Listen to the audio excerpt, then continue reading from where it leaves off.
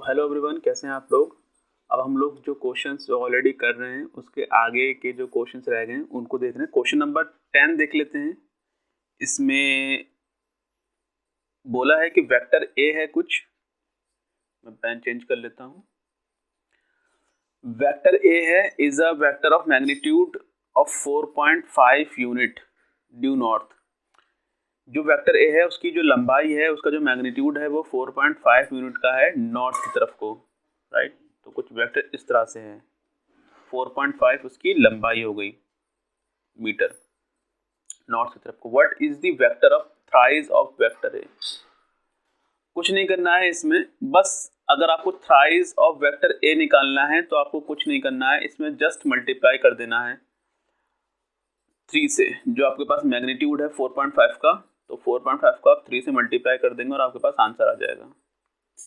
अगर ये चीज वेक्टर के फॉर्मेट में दे रखी होती तो आपको एग्जैक्टली वेक्टर के जो नंबर होते हैं आई, जे और के, उसमें जो कोएफिशिएंट होते हैं उसमें मल्टीप्लाई कर देते और आपका आंसर आ जाता है। बिकॉज यहाँ पर बात मैग्नीट्यूड की हो रही है तो आप एग्जैक्टली मैग्नीट्यूड में मल्टीप्लाई करके अपना आंसर फाइंड आउट कर सकते हैं। तो फाइनली आप जो भी इसका आंसर आएगा आप कैलकुलेट कर लीजिएगा। 45 3 होता है, 4 3 12 और 135 हो जाएगा, तो 13.5 इसका आंसर हो जाएगा। इसी तरह से वो बोला है माइनस ऑफ 4 टाइम्स ऑफ ए, तो कुछ नहीं करना है, माइनस से मल्टीप्लाई कर देना है 4 से, और जो वेक्टर ए का जो मैग्नीट्यूड है उससे, तो माइनस का 4 इंटू 4.5 कुछ इस तरह से लिखेंगे, और जब ट्वाइस करेंगे तो 9 हो जाएगा, 9 का जब ट्वाइस करेंगे तो 18 हो जाएगा। सो this is minus of 18, that's it. ठीक है, और माइनस हम लोग मैग्नीट्यूड में लगाते नहीं है। माइनस का एग्जैक्टली मतलब क्या होता है, देखिए मैग्नीट्यूड में कभी माइनस नहीं लगाया जाता है। जैसे आप लेंथ की बात करते हैं तो लेंथ में कभी भी हम लोग माइनस नहीं लगाते हैं। अगर लेंथ से इन केस किसी जगह पर माइनस लगा हुआ है तो उसका एक मतलब होगा कि वो आपको डायरेक्शन बता रहा होगा, राइट। मतलब जो भी साइन इसमें मेंशन होगा उस साइन का मतलब सिर्फ और सिर्फ डायरेक्शन बताना होगा, मैग्नीट्यूड से उसका कोई रिलेशनशिप नहीं होता है, राइट। नेक्स्ट क्वेश्चन देख लेते हैं। क्वेश्चन नंबर 11 में वो बोल रहा है two vectors have magnitude 2 metre and 3 metre. दो वेक्टर के मैग्नीट्यूड दे रखा है, angle between them is 60 degree, बहुत बढ़िया। Find the scalar product of two vectors. Scalar product का मतलब दोनों वेक्टर्स का आपको क्या करना है, डॉट प्रोडक्ट कर देना है। तो हो सकता है दोनों जो वेक्टर हैं, एक वेक्टर मैंने ए वेक्टर मान लिया और दूसरा कोई वेक्टर है बी, और ए का जो मैंने मैग्नीट्यूड मान लिया वो 3 है, 2 है जो दे रखा है क्वेश्चन में, इसको 3 से मल्टीप्लाई कर देना है बिकॉज बी का जो मैग्नीट्यूड है वो 3 है। और कॉस थीटा, थीटा कौन सा लगेगा, जो एंगल दो वेक्टर्स के बीच का होता है। अगर ये कुछ ए वेक्टर है तो ऑफ कोर्स ये कुछ बी वेक्टर होगा यहाँ पे इस तरह से, और इन दोनों के बीच का जो एंगल है वो कितना है, 60 degree they have given us in the problem. और वो क्वेश्चन कर रहे हैं कि इनका स्केलर प्रोडक्ट बताइए। स्केलर प्रोडक्ट का मतलब सिर्फ और सिर्फ दो वेक्टर का डॉट प्रोडक्ट होता है, 6 हो जाएगा। ये cos 60 की जो वैल्यू होती है वो होती है हाफ, और इसका मतलब ये होगी 3, मतलब a डॉट b की जो वैल्यू आ गई वो आ जाएगी 3, मतलब ये 3 जो आ गया क्या आ गया, इसका डॉट प्रोडक्ट आ गया। इसी तरह से वो बोल रहे हैं कि magnitude of their cross product. Cross product मतलब their vector product. Vector product का ही मतलब क्रॉस प्रोडक्ट होता है। अगर दो वेक्टर को आप जब क्रॉस प्रोडक्ट निकालते हैं तो मतलब कुछ इस तरह से लिखते हैं a क्रॉस b, और जो उसका आंसर होता है वो होता है AB sine theta, AB sine theta. और ये क्या हो जाएगा, ये ईटा इसलिए लगाते हैं क्योंकि ये डायरेक्शन को बताता है। बिकॉज ये जो होता है, मैंने बताया था आपको कॉन्सेप्ट समझाते समय कि ईटा का मतलब होता है कि ये इसकी डायरेक्शन बता रहा है। डायरेक्शन क्यों बता रहा है, बिकॉज इन दोनों का जो प्रोडक्ट आता है वो भी एक वेक्टर ही होता है, but it is not a true vector, वो सूडो वेक्टर होता है। सूडो वेक्टर बताया था मैंने लास्ट टाइम आपको बहुत डिटेल में, राइट। इसीलिए हम लोग ये एन कैप लगाते हैं, ये वेक्टर ना होकर सूडो वेक्टर का सिंबलाइज कर रहा है, मतलब ये डायरेक्शन को सिंबलाइज कर रहा है, बट जो उसका रिजल्टेंट होता है ए क्रॉस बी का, ये दो वेक्टर का क्रॉस प्रोडक्ट का जो रिजल्टेंट होता है वो सूडो वेक्टर होता है, बस स्ट्रेट द वेक्टर। तो ए और बी दे रखा है आपको ऑलरेडी 2 और 3, तो 2 और 3 को मल्टीप्लाई कर देंगे और साइन थीटा है, साइन 60 की वैल्यू यहाँ रख देंगे, राइट, इस तरीके से। और जो साइन 60 कितना आ जाएगा आपके पास, साइन 60 आ जाएगा यहाँ पे 6, ये 2 × 3 6 हो जाएगा, और साइन 60 की वैल्यू √3/2 होती है, वो आप रख देंगे और यहाँ पे कैंसिल आउट कर देंगे, 3 टाइम्स हो गया ये। फाइनली आपके पास जो आंसर आया है वो आया 3√3। So this is the answer of cross product. So final question has been solved out. Next question देख लेते हैं। तो क्वेश्चन नंबर 12 देख लेते हैं। इसमें जो दे रखा है आपको A1 A2 A3 एक रेगुलर हेक्सागन के जो कोऑर्डिनेट्स हैं, वर्टेक्सेस हैं, वो दे रखे हैं।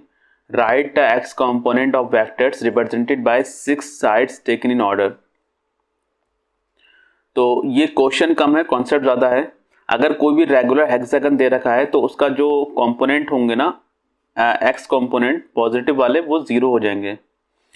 जैसे अगर मैं इसकी बात करूं तो ये जो एंगल होगा वो 60 डिग्री का होगा। इसी तरह से ये वाला जो एंगल होगा, राइट, ये वाला मैं यहाँ पे पेन चेंज कर लेता हूँ, रेड वाला पेन ले लेता हूँ।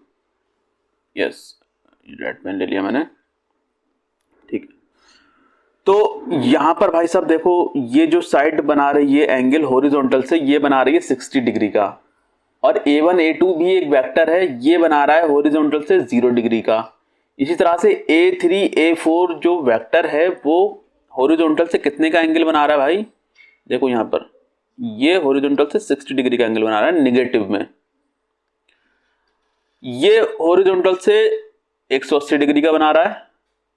मतलब ये अगर मैं कहूँ ये एक वेक्टर है इस डायरेक्शन में, ये इस डायरेक्शन में है, तो यहाँ पे आप cos 0 भी ले सकते हैं, 180 भी ले सकते हैं, बट आपकी जो वैल्यूज हो जाएंगी वो अपोजिट इन डायरेक्शन हो जाएंगी। इसी तरह से ये भी जो एंगल बना रहा है ना, यहाँ से ये 60 होगा फिर से, राइट। और यहाँ पर अगर मैं देखूं तो ये भी क्या हो जाएगा 60, ये 60 हो जाएगा।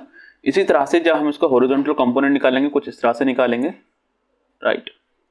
हॉरिजॉन्टल कंपोनेंट कुछ इस डायरेक्शन में हो जाएगा, इस डायरेक्शन में, राइट। मतलब कोई एक ऐसे करके आएगा ये, या फिर इधर को ले सकते हो आप, इधर को ले सकते हो, ये भी 60 हो जाएगा बिकॉज ये वर्टिकल अपोजिट एंगल हैं।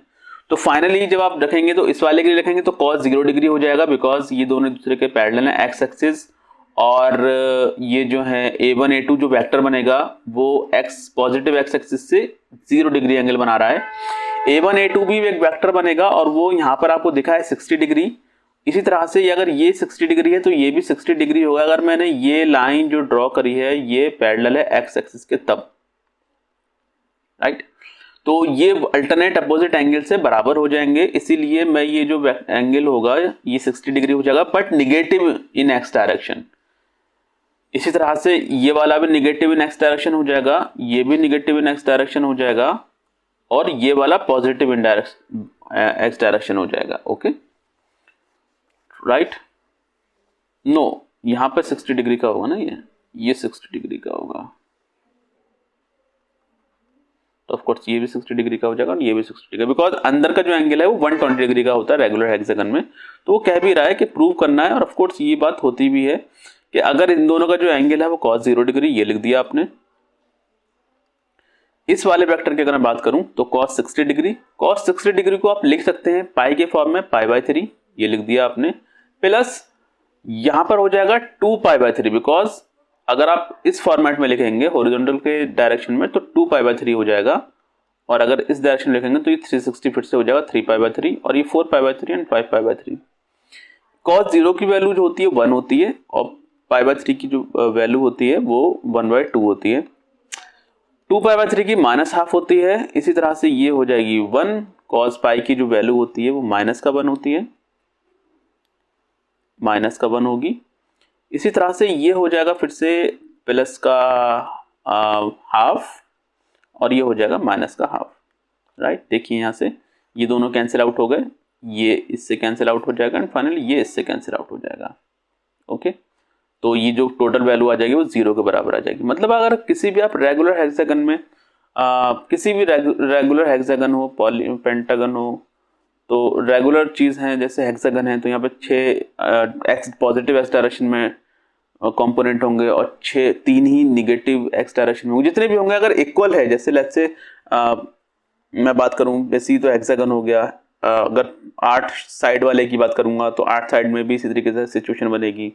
जैसे 5 साइड वाले में नहीं बनेगी, बिकॉज 5 साइड वाले में कोई एक तरफ ज्यादा हो जाएगा, है ना, दो तरफ, दो positive x direction, negative x direction में कंपोनेंट हम लोग तोड़ लेना, तो एक पॉजिटिव एक्स डायरेक्शन में कुछ ज्यादा हो जाएगा या नेगेटिव एक्स डायरेक्शन में ज्यादा हो जाएगा, वहां पे अनबैलेंस चीज वेक्टर हो जाएंगे, मैग्नीट्यूड जो होगा वो जीरो नहीं होगा। बट इन दिस केस जहाँ पे इवन नंबर ऑफ साइड्स हैं, राइट, और रेगुलर पॉलीगन है, तो उस केस के अंदर जो सम होगा वो जीरो हो जाएगा, राइट, अगर रेगुलर है तो, और इवन साइड्स हैं तब। तो नेक्स्ट क्वेश्चन देख लेते हैं। वो बोल रहा है कि वेक्टर ए और vector B find angle between them. तो एंगल निकालना बहुत इजी है इसमें, राइट। तो हम लोग क्या कर देंगे, हम दोनों के लिए, इन दोनों के लिए डॉट प्रोडक्ट निकाल लेते हैं। डॉट प्रोडक्ट होता है A vector dot B vector is equal to A B cos theta, यही होता है।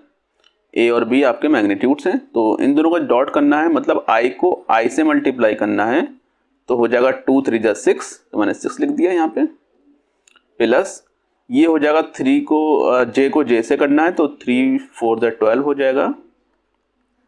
एग्जैक्टली इसी तरह से हम लोग के को कैसे करेंगे, यहाँ पे 5 चौका 20 हो जाएगा, राइट, इज इक्वल टू पहले वाले का मैग्नीट्यूड, मतलब अगर इसका मैग्नीट्यूड निकालूं यहाँ से, तो ए का जो मैग्नीट्यूड हो जाएगा वो कुछ इस तरह से लिखेंगे हम लोग, अंडर रूट आई का कोएफिशिएंट का स्क्वायर वो हो जाएगा 2 का स्क्वायर, इसी तरह से ये हो जाएगा 3 का स्क्वायर, और फाइनली ये हो जाएगा 4 का स्क्वायर।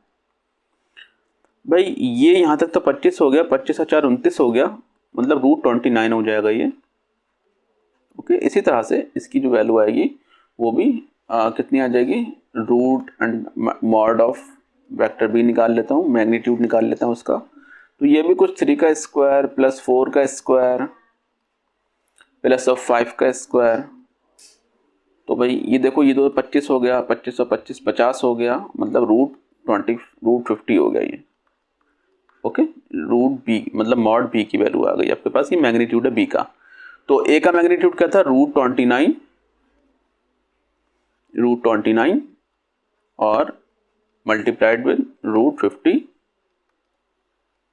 और cos 6, cos तो आपको एंगल तो निकालना ही है आपको, तो एज इट इज छोड़ देंगे यहाँ पे cos थीटा। तो बेटा जब जोड़ेंगे इसको तो 12 6 18 हो जाता है, 18 20 में जोड़ेंगे तो आपके पास 38 हो जाता है, 38 और डिवाइड में क्या आ जाएगा आपके पास 29 और रूट 50 बराबर cos थीटा। यहाँ से जब थोड़ा सा कैलकुलेट करेंगे, तो अगर कैलकुलेट करें तो कुछ नहीं हो सकता, बस इतना यहाँ से लिख के आ जाना, थीटा बराबर हो जाएगा cos इनवर्स में यही वैल्यू लिख दी जाएगी, ठीक है, वो उसके बीच का एंगल हो जाता है, थीटा बराबर cos इनवर्स में ये वैल्यू लिख दी जाएगी, आंसर हो जाएगा। नेक्स्ट क्वेश्चन देख लेते हैं। प्रूव दैट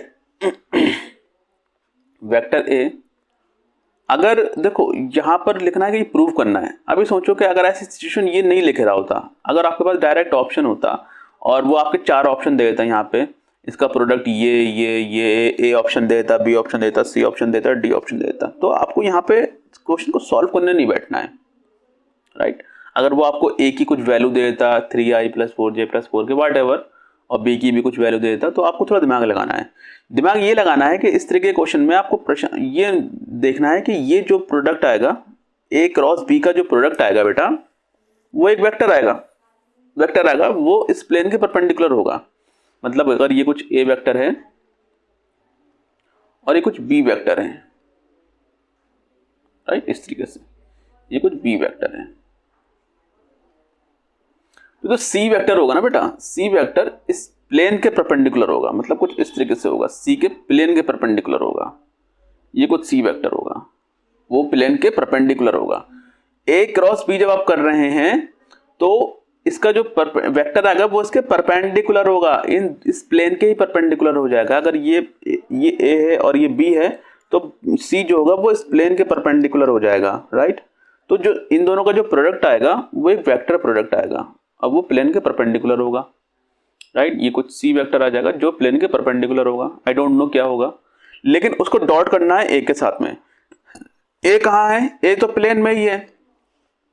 अब कोई एक वेक्टर प्लेन में है और दूसरा वेक्टर इस प्लेन के परपेंडिकुलर है, ये सी वेक्टर हो जाएगा भैया, राइट। तो ध्यान से देखो, इन दोनों के बीच का जो एंगल होगा बेटा वो 90 डिग्री का होगा और cos 90 डिग्री की जो वैल्यू होती है वो 0 होती है। इसीलिए जब इसका जो वेक्टर आया वो क्रॉस प्रोडक्ट एक वेक्टर आएगा, वो परपेंडिकुलर होगा, आउट ऑफ द प्लेन या इनसाइड द प्लेन होगा। फिर जब उसको डॉट करेंगे और डॉट में आंसर जो आपका होता है वो ए बी कॉस थीटा होता है। मतलब दो वेक्टरों का जो डॉट करते हैं तो उसमें जो रिजल्टेंट के साथ में कॉस थीटा आता है, और कॉस अगर 90 डिग्री का हो गया तो वहां पर वो चीज़ 0 हो जाती है। तो इसलिए इस पूरी जो वैल्यू आ गई है ये पूरी वैल्यू 0 के बराबर हो जाएगी, राइट। ये आपको प्रूव करना था। और अगर आपके पास ये ऑब्जेक्टिव में आता है तो कई बार आपको परेशान नहीं होना है। आपको ध्यान रखना है क्रॉस प्रोडक्ट का जो मतलब होता है वो एक वेक्टर ही होता है, सूडो वेक्टर होता है जो आउट ऑफ द प्लेन होगा, राइट। अगर आप उसको डॉट करेंगे किसी दूसरे वेक्टर के साथ में वो 0 हो जाएगा। नेक्स्ट क्वेश्चन देख लेते हैं, ये बहुत इंपॉर्टेंट था, ध्यान रखिएगा इसको। बोल रहे हैं कि ए वेक्टर है और कुछ बी वेक्टर है। यहाँ पर मैं पेन की जो पॉइंट है थोड़ा बड़ा कर लेता हूँ, ओके। और मैं यहाँ से रेड पेन ले लेता हूँ। यहाँ पे ए ई दे रखा है, बी दे रखा है, पूछ रहे हैं कि ए क्रॉस बी बताओ। तो ए क्रॉस बी तो बताना बहुत ईजी काम है। क्या करते हैं हम लोग, ए क्रॉस बी, क्योंकि हमारे पास जो फॉर्मेट दे रखा है हम लोग ए बी साइन थीटा नहीं लगाएंगे यहाँ पे, क्योंकि वहाँ पे मैग्नीट्यूड चाहिए होगा ए और बी के दोनों का। अगर आपको ए क्रॉस बी निकालना है, राइट, तो आप ए बी साइन थीटा निकालेंगे, बिकॉज साइन थीटा तो आपके पास है नहीं, राइट। तो जो वेक्टर आएगा वो क्रॉस प्रोडक्ट ही आएगा। उसको निकालने के लिए हम लोग एक मैट्रिक्स बनाते हैं, डिटर्मिनेंट्स बनाते हैं। यहाँ पे आई जे और के लिख देते हैं। इसी तरह से हम लोग यहाँ पर जो आई के कोएफिशिएंट हैं, जे और के कोएफिशिएंट हैं पहले वाले वेक्टर के, वो यहाँ लिख देंगे 2, 3 एंड 4। इसी तरह से हम लोग जो बी वाला वेक्टर है उसके जो आई जे के कोएफिशिएंट है वो उसके नीचे लिख देते हैं 4, 3 एंड 2। अब हम लोग क्या करते हैं, इसको सॉल्व करते हैं। आई एज इट इज़ लिखेंगे, इसको और इसको एज इट इज़ छोड़ देंगे और इसको इससे मल्टीप्लाई करते हैं, राइट। तो हो जाएगा 2 3 10 6 और 3 2 10 6 हो गया, माइनस का 12 हो गया। माइनस लगाएंगे, जे हो जाएगा यहाँ पे माइनस का जे, थोड़ा मैं चेंज कर लेता हूँ, ये अजीब सा बन गया, जहरीला सा, ओके। यहाँ पर माइनस का जे लगाएंगे यहाँ पे, और अब यहाँ पर जे वाला जो कॉलम है वो छोड़ देंगे। 2 2 ज़ा 4 माइनस 4 4 ज़ा 16। इसी तरह से यहाँ पे के लिखेंगे। अब के वाला कॉलम छोड़ देंगे और रो छोड़ देंगे। यहाँ पर 2 3 ज़ा 6 हो जाएगा और माइनस का 12 हो जाएगा, राइट। इक्वल लगाएंगे, इक्वल लगाने के बाद यहाँ पे हम लोग फर्दर इस चीज़ को सॉल्व करेंगे। ये हो जाएगा माइनस का 6i, राइट। ये हो जाएगा प्लस का 16 का हम करिए तो 12 हो जाएगा, 12j प्लस के साथ में, बिकॉज माइनस बाहर भी लगा हुआ था। इसी तरह से यहाँ पे प्लस का हो जाएगा ये k, यहाँ पे प्लस आएगा, ये यहाँ पे कितना हो जाएगा माइनस का, तो प्लस ना होकर माइनस हो जाएगा, है ना। ये माइनस का 6k, ओके, माइनस का 6k, ये ठीक है भाई। ये इसका क्या आ गया हमारे पास, ये हमारे पास वेक्टर आ गया, सूडो वेक्टर, राइट। ये इस प्लेन के परपेंडिकुलर होगा। नेक्स्ट क्वेश्चन देख लेते हैं। मतलब दो वेक्टर का क्रॉस आ गया, यहाँ पे किसकी वैल्यू आई है, ये ए क्रॉस बी की वैल्यू आई है। नेक्स्ट देख लेते हैं भाई। देखो ऐसा है, 16वें नंबर में बोल रहा है कि A B C are mutually perpendicular, मतलब तीन वेक्टर हैं, तीनों वेक्टर एक दूसरे के परपेंडिकुलर हैं, राइट। शो दैट सी का cross product A cross B के साथ में 0 हो जाएगा। इज इट कन्वर्ट्स टू, पहले तो आपको शो करना है कि 0 के बराबर होता है, हम शो नहीं कर रहे हैं, हम देख लेते हैं क्या मतलब इस बात का। देखो ए क्रॉस बी का जो भी, लेट्स से अगर यहाँ पर ए है और ये कुछ बी है, तो यहाँ पर आप देख सकते हैं कि इन दोनों का जब हम लोग क्रॉस करेंगे तो वो आउट ऑफ द प्लेन आएगा। जैसा अभी लास्ट क्वेश्चन में देखा था, ये क्या जगह लास्ट क्वेश्चन में देखा था, तो कितना देखा था, यहाँ पे गायब कर देते हैं, चलो पूरा कर देते हैं, ये अजीब सा हो गया। मैं फिर से पूरी तरह से वेक्टर ड्रॉ कर लेता हूँ। यहाँ पर ये भी गायब कर लेता हूँ। मैं पूरा ले लेता हूँ ए वेक्टर और ये कुछ बी वेक्टर, ठीक, और ये कुछ ए वेक्टर है। अब इन दोनों का जब हम लोग क्रॉस करेंगे तो वो क्या होगा, आउट ऑफ द प्लेन होगा। आउट ऑफ द प्लेन मतलब कुछ ना कुछ इन दोनों के परपेंडिकुलर होगा, राइट। ये कुछ परपेंडिकुलर हो जाएगा, मतलब जो भी इन दोनों का प्रोडक्ट आएगा कुछ यहाँ पर आएगा सी नाम से, कुछ भी हो सकता है, सी कुछ भी हो सकता है सी हो या फिर डी हो, क्योंकि यहाँ पे सी लास्ट में दे रखा है। तो हम काम करते हैं, इसको सी ना करके कुछ और कर देते हैं। लेट्स से यहाँ पर डी कर देते हैं, ये डी वेक्टर आएगा, कुछ भी एक वेक्टर आएगा, ओके। अब जो इसका जो प्रोडक्ट आएगा वो क्रॉस प्रोडक्ट कुछ इस प्लेन के परपेंडिकुलर आ जाएगा। यहाँ पर जो दे रखा है, अब जो प्लेन के जो परपेंडिकुलर वेक्टर आया है उसका क्रॉस करना है सी वाले के साथ में, राइट। ये ऑल देखो, इन दोनों का जब हम लोग क्रॉस करेंगे तो एक प्रोडक्ट निकल कर आएगा इनका, वो आउट ऑफ द प्लेन होगा। अब ऑफ कोर्स देखिए, अगर ये दोनों एक दूसरे के परपेंडिकुलर हैं तो ऑफ कोर्स ये भी तो इसके परपेंडिकुलर है। मतलब अगर यहाँ पर ए ये है और बी ये है तो ऑफ कोर्स सी कहाँ होगा, सी इसके परपेंडिकुलर होगा, राइट। तो अगर ये ए हो गया, ए है ये,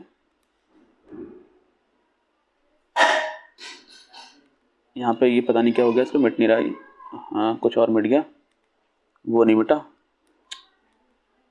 यहाँ पर देखिए, यहाँ पर ये अगर प्लेन है मेरे पास तीन, ए बी और सी, राइट। तो यहाँ पर ये जो वैल्यू है और यहाँ पर ये जो प्लेन है एक्स वाई और जेड होगा ना, तो ये ए वेक्टर और बी वेक्टर और ये कुछ सी वेक्टर होंगे, राइट। तो इन दोनों का जो प्रोडक्ट आएगा वो आउट ऑफ द प्लेन आएगा, और ये out of the plane already है। सी जो होगा वो इन दोनों के परपेंडिकुलर होगा, क्योंकि अगर ए और बी एक प्लेन में है तो सी प्लेन के परपेंडिकुलर होगा, राइट। अगर ये दोनों ए और बी एक प्लेन में है तो सी जो होगा परपेंडिकुलर होगा, बिकॉज उन्होंने दे भी रखा है परपेंडिकुलर है, राइट। सी ऑलरेडी परपेंडिकुलर है। और जो इन दोनों का क्रॉस प्रोडक्ट आएगा, ए और बी का जब क्रॉस प्रोडक्ट आएगा वो भी इसी डायरेक्शन में आएगा। अब दो वेक्टर एक दूसरे के पैरेलल हो गए, राइट। इसका रिजल्टेंट भी सी आएगा या डी आएगा, और इसका रिजल्टेंट और इसका जो ऑलरेडी तो परपेंडिकुलर था ही, आउट ऑफ द प्लेन था ही, ये ए क्रॉस भी इसके पैरेलल हो जाएगा। जो डी वेक्टर होगा, जो इसका सूडो वेक्टर आएगा रिजल्टेंट, वो भी इसके पैरेलल हो जाएगा। जब पैरेलल हो जाएगा, दो पैरेलल वेक्टर का हम लोग अगर क्रॉस निकालते हैं तो वो जीरो हो जाता है, बिकॉज यहाँ पर ए भी साइन थीटा होता है और साइन जीरो की वैल्यू क्या होती है, जीरो हो जाती है। इसलिए अगर दो वेक्टर पैरेलल हैं और उनका हम लोग क्रॉस प्रोडक्ट निकाल रहे हैं तो वो जीरो हो जाएगा। ऑन द अदर हैंड हम लोग जब डॉट प्रोडक्ट देखा था तो डॉट प्रोडक्ट में वो बता रहा था कि अगर एक वेक्टर प्लेन में है, दूसरा वेक्टर परपेंडिकुलर है, या फिर दो वेक्टर एक दूसरे के परपेंडिकुलर हैं, तो उनका डॉट हमेशा जीरो आएगा। और अगर दो वेक्टर पैरेलल हैं तो उनका जो क्रॉस प्रोडक्ट है वो जीरो आएगा, बिकॉज यहाँ पर साइन जीरो की बात हो जाएगी। साइन जीरो जीरो होता है, वहाँ पे कॉस 90 जीरो होता था, राइट, इसीलिए। तो क्वेश्चन नंबर नेक्स्ट देख लेते हैं, क्वेश्चन नंबर 17 देख लेते हैं। तो पार्टिकल मूव्स, चलो ठीक है, चलो a particle moves on a given straight line with a constant speed. एक स्ट्रेट लाइन पे कोई पार्टिकल मूव कर रहा है, right, with the velocity u, with the velocity v, you can say the speed u, constant speed है, speed change नहीं हो रही है। At a certain time it is at a point p, ये कुछ किसी टाइम पर ये p पॉइंट पर है। On a straight line o is a fixed point, o वो पॉइंट है जहां से ही चलना शुरू किया था। शो दैट OP एक डिस्प्लेसमेंट वेक्टर हो गया और जो v है ये एक वेक्टर हो गया, is independent of p, is independent of p। देखो, अगर दो वेक्टर को अगर आप क्रॉस कर रहे हैं और दोनों का जो डायरेक्शन है वो सेम है, वेलोसिटी की जो डायरेक्शन है, जो स्पीड की डायरेक्शन है, राइट, वो चेंज नहीं हो रही है। और वैसे भी यहाँ पे जो शब्द इस्तेमाल करा गया ना, स्पीड कहें स्ट्रेट लाइन में या फिर आप वेलोसिटी कहें, ठीक है, दोनों की बात एक ही होती है। कई बार आप कंफ्यूज कर रहे होंगे, यहाँ पे वेलोसिटी होना चाहिए, बट वेलोसिटी स्ट्रेट लाइन में दोनों चीज़ें सेम होती हैं, राइट, क्योंकि स्ट्रेट लाइन में डिस्प्लेसमेंट और डिस्टेंस दोनों बराबर होते हैं। इसीलिए अगर दो वेक्टर एक दूसरे के पैरेलल हैं, देखो डिस्प्लेसमेंट वेक्टर भी इसी डायरेक्शन में है, राइट, और तुम्हारे पास जो वेलोसिटी वेक्टर है वो भी इसी डायरेक्शन में है, ओके। तो दोनों वेक्टर अगर एक ही डायरेक्शन में हैं, राइट, तो वो क्या पूछ रहा है, इंडिपेंडेंट ऑफ p। हाँ, तो अगर हम इन दोनों का क्रॉस निकालेंगे क्या आएगा, वो 0 आएगा। अगर हम लोग OP वेक्टर का क्रॉस निकालेंगे V वेक्टर के साथ में तो वो 0 आएगा। 0 क्यों आएगा, बिकॉज ये दोनों वेक्टर एक दूसरे के पैरेलल हैं, क्योंकि इन दोनों के बीच का एंगल क्या है, वो 0 है। अगर 0 डिग्री का एंगल होता है तो क्रॉस प्रोडक्ट हमेशा क्या होता है, 0 होता है, राइट। क्रॉस प्रोडक्ट हमेशा क्या होता है, 0 होता है, इसलिए ये 0 हो जाएगा। तो आंसर हमारा हो गया ये, ठीक है। और अगर हम लोग दूसरा वाला वेक्टर निकालने, मतलब दूसरा वाला P की जगह कुछ और पॉइंट हो, अगर Q पॉइंट होगा तब भी वहां पर क्या होगा, OQ, और वेलोसिटी तो कांस्टेंट है, राइट। तो वहां पर भी क्रॉस प्रोडक्ट क्या हो जाएगा, 0 हो जाएगा, बिकॉज यहाँ पर हम लोग दो वेक्टर का देख रहे हैं कि डायरेक्शन क्या है। दोनों वेक्टर की डायरेक्शन अगर सेम है तो आंसर हमेशा 0 आएगा क्रॉस प्रोडक्ट में। तो फर्क नहीं पड़ता जब आप P पर हो, Q पर हो, R पर हो, कोई भी आपकी पॉइंट हो, ये इंडिपेंडेंट हुआ पोजीशन से, राइट। तो ये आपका आंसर सही है। हम लोगों ने शो कर दिया कि ये जो है इंडिपेंडेंट है, क्योंकि इंडिपेंडेंट है इसलिए क्योंकि इन दोनों का जो एंगल है वो 0 है। नेक्स्ट क्वेश्चन देख लेते हैं। फोर्स, क्वेश्चन नंबर 18 देख लेते हैं। यहाँ पे 18 में वो बोल रहा है, a force on a charge particle due to electric and magnetic field is this. तो ये क्वेश्चन आप अभी यहाँ ड्रॉप करिए, क्योंकि ये क्वेश्चन समझने के लिए आपको थोड़ा इलेक्ट्रिक फील्ड को समझना पड़ेगा और थोड़ा फोर्स को समझना पड़ेगा। इस क्वेश्चन को आप ड्रॉप कर लीजिए। नेक्स्ट क्वेश्चन देख लेते हैं। Give an example of A.B is equal to C.B, but A C के बराबर नहीं होना चाहिए। A.B बराबर हो जाए C.B के। एक ऐसा एग्जाम्पल दीजिए। क्या एग्जाम्पल दे भाई? देखो यहां पर वो बोल रहा है कि एक ऐसा एग्जाम्पल दो जो जिनका डॉट प्रोडक्ट, मतलब A वेक्टर का डॉट B के साथ में वो बराबर हो जाए C का डॉट B के साथ में। ऐसी कुछ सिचुएशन हो जाए तो एक ऐसा एग्जाम्पल देना है आपको। तो A और B का डॉट जो हो जाएगा वो आपके पास क्या आ जाए, 0 आ जाए, राइट। और C और B का भी 0 आ जाए। तो इस सिचुएशन में हो सकता है, अगर 0 बराबर 0 हो सकता है, लेफ्ट बराबर राइट हो सकता है। तो A डॉट B, अगर A जो है वो B के परपेंडिकुलर है तब इस केस में ये 0 हो जाएगा, राइट। और C B के परपेंडिकुलर हो जाए, एंगल कितने का हो जाए, मतलब ये तीनों जो हैं A B C एक दूसरे के परपेंडिकुलर हो जाएं। A अगर कुछ इस डायरेक्शन में है, B इसके परपेंडिकुलर हो जाए, राइट, ये कुछ B हो जाए, और C जो हो वो इन दोनों के परपेंडिकुलर हो जाए। तब इस सिचुएशन में क्या होगा, A का डॉट के साथ में प्रोडक्ट जो होगा, डॉट प्रोडक्ट, वो भी 0 आ जाएगा। B का C के साथ में भी डॉट प्रोडक्ट 0 आ जाएगा, बिकॉज ये तीनों ही क्या है, एक दूसरे के म्यूचुअली परपेंडिकुलर हैं, राइट। ये सब क्या है, एक दूसरे के म्यूचुअली परपेंडिकुलर हैं, इसीलिए क्या हुआ, ये 0 हो सकता है। यही एक सिचुएशन होगी जहां पर A dot B C dot B के बराबर होगा, राइट। नेक्स्ट क्वेश्चन देख लेते हैं। तो यहाँ पर वो कह रहा है कि draw the graph the following data, draw tangent of x is equal to 2, 4, 6 and 8, find the slope of these tangents, right. इसका स्लोप बताना है इज इन पॉइंट्स पर। Find the slope of the tangent verify that curve drawn on y is equal to 2x square, the slope of the tangent is tan theta.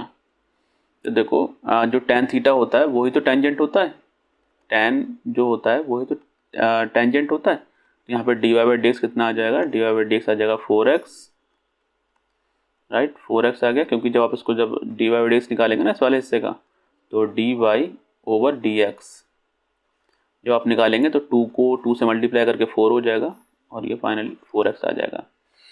तो ये आपको dy by D x निकालना है आपको 2 पर, 4 पर, और 6 पर, और 8 पर। तो 2 पर कितना हो जाएगा dy by D x, x की वैल्यू रख दीजिए, यहाँ पर हो जाएगा 4 2 8, राइट। 2 पर हो गया ये। इसी तरीके से जो तुम्हारे पास दूसरा क्या हो जाएगा, दूसरा हो जाएगा 4 पे तो हो जाएगा 16, और 6 पे हो जाएगा 24, इसी तरह से 8 पे हो गया 32, ठीक है। dy बाई डी एक्स की जगह वैल्यू निकाल ली। तो dy बाई डी एक्स अगर हम लोग निकालें dy बाई डी एक्स यहाँ पर, तो यहाँ पर जो x बराबर 2 जब है, x बराबर जब 2 होगा तो यहाँ पर कितना आ रहा है 8 आ रहा है। देखो x बराबर 2 जब आएगा तो यहाँ पर 8 आ रहा है, राइट। तो यहाँ पर x बराबर जब 4 होगा तो यहाँ पे 32 आ रहा है, और x बराबर जब 5 है तो ये आ रहा है, x बराबर 6 है तो 72 आ रहा है।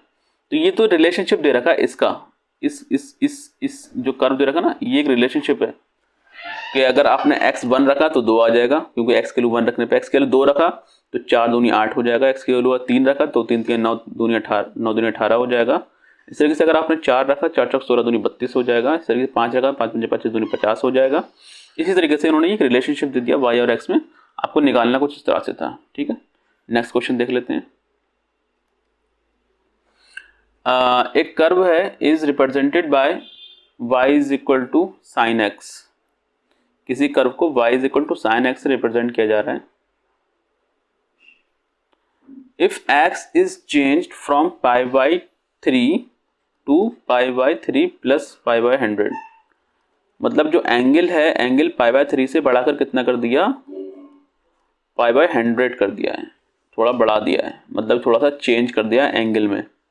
जब आप एंगल में चेंज करेंगे तो अप्रोक्सीमेटली वैल्यू बतानी है आपको y की। तो देखो ये तो एक बहुत ही मतलब कॉमन सेंस वाला क्वेश्चन हो जाएगा। देखो यहाँ पर अगर आपके पास जो साइन का जो कर्व होता है ना, वो साइन का कर्व कुछ इस तरह से वेरी करता है। कैसे वेरी करता है, साइन यहाँ से शुरू होता है हमेशा और कुछ इस तरह से मूव करता है, राइट, कुछ इस तरह से मूव करता है। साइन यहाँ पर 0 डिग्री पे 0 वैल्यू देता है, साइन 90 डिग्री पे 1 वैल्यू देता है। ये वैल्यू क्या हो जाएगी, 1 हो जाएगी। यहाँ पे वैल्यू का मतलब होता है y की वैल्यू, ओके, ये 1 हो गई। ये एंगल कितना हो गया, पाई बाई 2। साइन पाई पे आधे से एंगल पे 0 डिग्री देता है, और 3 पाई बाई 2 पे, और ये 2 पाई पे फिर से 0 दे देता है, राइट। 1.5 होता है ये, pi by 2, 3 pi by 2, right, 3/2 पाई, 1.5 हो जाता है। तो अगर देखिए यहाँ से पाई बाई 3 का मतलब 90 छोटा होगा, 90 का छोटा मतलब यहाँ कहीं वैल्यू होगी, यहाँ कहीं वैल्यू होगी, मतलब ये वैल्यू आना चाहिए। मैं पेन चेंज कर लेता हूँ, यहाँ पर वैल्यू आना चाहिए पाई बाई 3 के लगभग। पाई बाई 3 यहाँ पर लाई करेगा, ओहो ये बहुत गंदा हो गया, मैं दूसरी ले लेता हूँ वैल्यूज़, ठीक है। पेन में थोड़ा वाइट कलर का ले लेता हूँ। तो अगर मैं यहाँ पर पाई बाई 3 की जो वैल्यू है मेरे पास, ये कुछ ये है लेट्स से, ठीक है।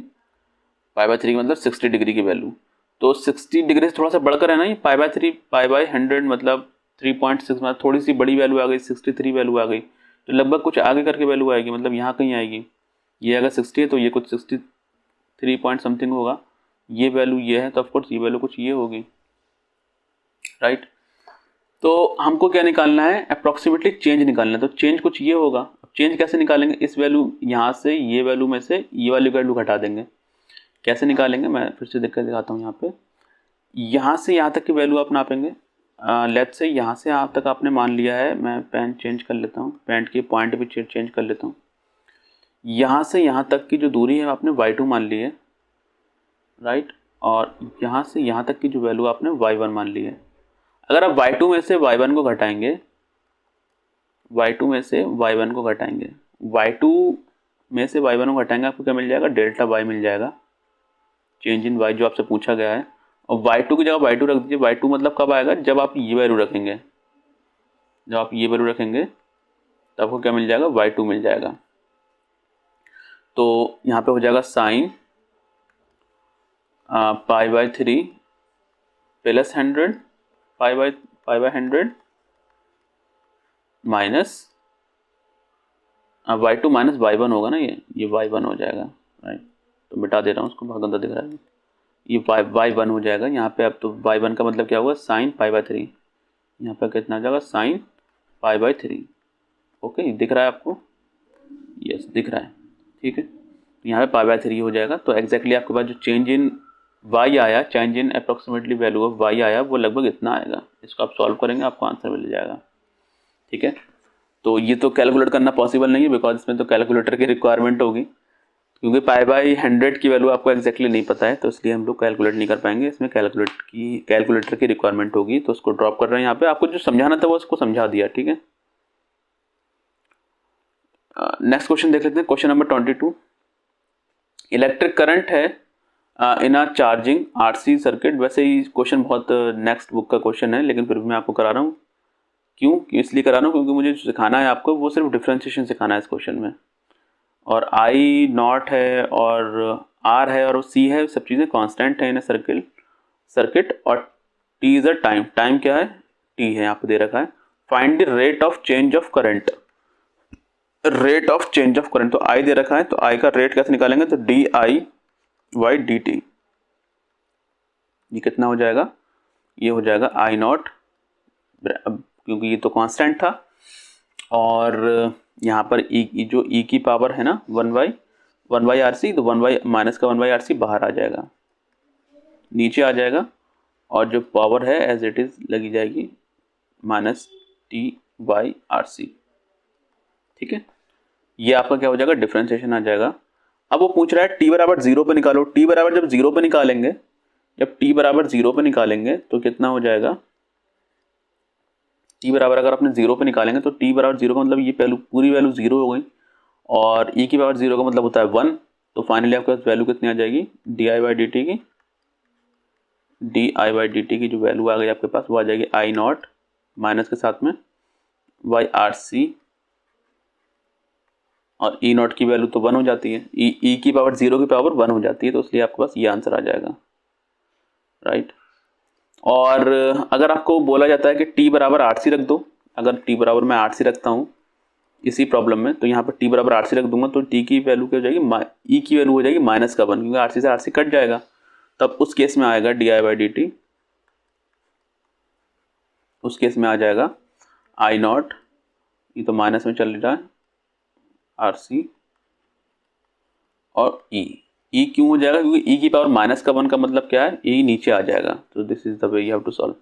नेक्स्ट यहाँ पर देख लेते हैं, आर टेन, अगर टी बराबर टेन आर सी दे रखा है तब क्या होगा, कुछ नहीं टेन आर सी रख देंगे, तो यहाँ पर क्या हो जाएगा, ये टी बराबर अगर हमारे पास टेन आर सी है तब क्या होगा, तो D I by D T accordingly आपके पास क्या हो जाएगा, D I by D T हो जाएगा यहाँ पर ये माइनस का आई नॉट आर सी, और ये क्या हो जाएगा ई की power ten R C, t की वैल्यू टेन आर सी यहाँ जब रखेंगे, जब यहाँ पर टेन आर सी रखेंगे तो आर सी से आर सी कट जाएगा, टेन बच जाएगा, तो ई की पावर माइनस का टेन, और ई की पावर जब माइनस का टेन यहाँ लिखेंगे तो ये चीज़ नीचे भी आ सकती है। अगर इसको नीचे लिखना है तो आपको यहाँ से मिटाना पड़ेगा, और आप इसको यहाँ पे इस तरह से लिख सकते हैं, ई की पावर टेन, राइट। तो this is the way you have to solve. ये क्वेश्चन हो गया हमारे पास। नेक्स्ट क्वेश्चन देख लेते हैं। नेक्स्ट क्वेश्चन में बोल रहा है find the area bounded under the curve. इस कोई कर्व की इक्वेशन दे रखी है हमको, और वो बोल रहा है कि इसके बाउंडेड जो एरिया होगा वो आपको निकालना है। तो एरिया निकालने के लिए आपको सीधा सीधा इंटीग्रेशन करना होता है, राइट। तो आप इंटीग्रेशन करेंगे यहाँ पे, तो इंटीग्रेशन में लिमिट भी लगा देंगे, x बराबर 5 से लेके x बराबर 10 तक आपको निकालना है, तो 5 यहाँ लिखेंगे लोअर लिमिट और 10 ऊपर लगा देंगे, और जो इक्वेशन आपको दे रखी है उसको अंदर लिख देंगे, 3x square plus 6x plus का 7, और बाद में लिख देंगे dx, राइट। ओके, तो जब इसको सॉल्व करेंगे तो ये हो जाएगा 3x क्यूब बाई 3, और ये हो जाएगा 6x स्क्वायर बाई 2, और ये हो जाएगा 7x, राइट। 5 से लेके 10 तक समझ में आया ना, क्योंकि x की पावर 2 है तो पावर 3/3 हो जाएगा, वही लिखा है।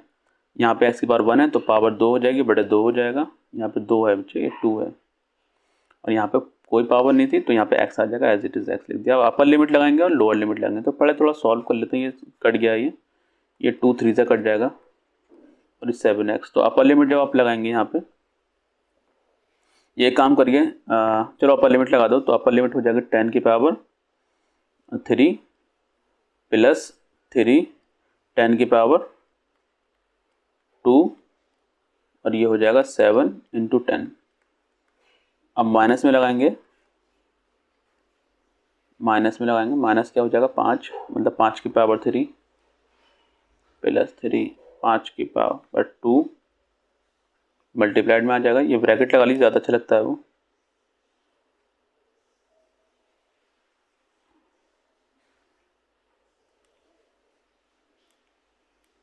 ठीक है। तो यहाँ पे कितना जाएगा 3 और 5 का पावर 2 प्लस का 7 इंटू 5, है ना। कुछ दिखता नहीं होगा, आप कोई बात नहीं, आप खुद ही कर लीजिएगा इसको, और फाइनली आप इसको सॉल्व करेंगे और अपना आंसर पा लेंगे, ठीक है, जो भी आंसर आपका आएगा।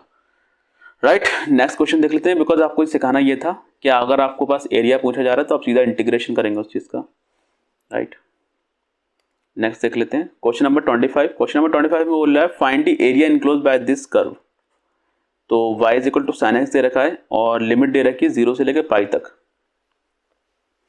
तो 0 से लेकर पाई तक मतलब लिमिट होगी 0 से पाई, और इंटीग्रेशन कैसे करना है, साइन एक्स का dx। साइन एक्स का इंटीग्रेशन होता है माइनस का कॉस एक्स। राइट, और कॉस एक्स की लिमिट लगा देंगे 0 से पाई, और ये हो जाएगा माइनस बाहर चल रहा है, अपर लिमिट लगाएंगे तो हो जाएगा cos pi minus cos 0 degree, lower limit लगा देंगे।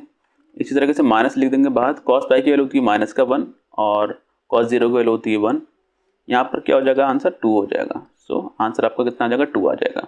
अगर आप इसको ग्राफिकली चीज़ को समझें, ये तो आपको आप सॉल्यूशन कर रहे हैं कैलकुलस के तरीके से। अगर आप इसको ग्राफिकली समझें तो आप ऐसे समझ सकते हैं कि अगर आपके पास साइन एक्स का इंटीग्रेशन करना है 0 से लेकर पाई तक, तो साइन एक्स का पहले कर्व समझ लीजिए कैसा होता है। साइन एक्स का जो कर्व होता है कुछ इस तरह से होता है, अभी थोड़ी देर पहले बताया था ना मैंने आपको। ये कुछ साइन एक्स का कर्व होता है, 0 से शुरू होता है, फिर पाई तक जाता है, फिर 2 पाई तक जाता है। ये पाई वैल्यू है और ये 2 पाई, मतलब 2 पाई पे एक एग्जैक्टली कंप्लीट साइकिल हो जाती है ना। तो उसको इस तरह से लिखते हैं। तो उन्होंने 0 से लेकर पाई तक का एरिया पूछा था, तो मतलब ये जो एरिया आया है ना, ये 2 आया है, और ये भी एरिया 2 होगा, और फाइनली अगर हम लोग 2 में से 2 हटा देंगे तो 0 आ जाएगा। तो फाइनली अगर हम लोग 0 से लेकर 2 पाई तक का एरिया निकालते तो आंसर 0 आता। 0 से लेकर पाई तक का निकालेंगे तो 2 आएगा, पाई से लेकर 2 पाई तक का निकालेंगे तब भी 2 आएगा माइनस का, ठीक है। एरिया डायरेक्शन बता रहा है यहाँ पे, माइनस का एरिया प्लस का एरिया। राइट, ये समझाना था आपको यहाँ पे। नेक्स्ट क्वेश्चन देख लेते हैं।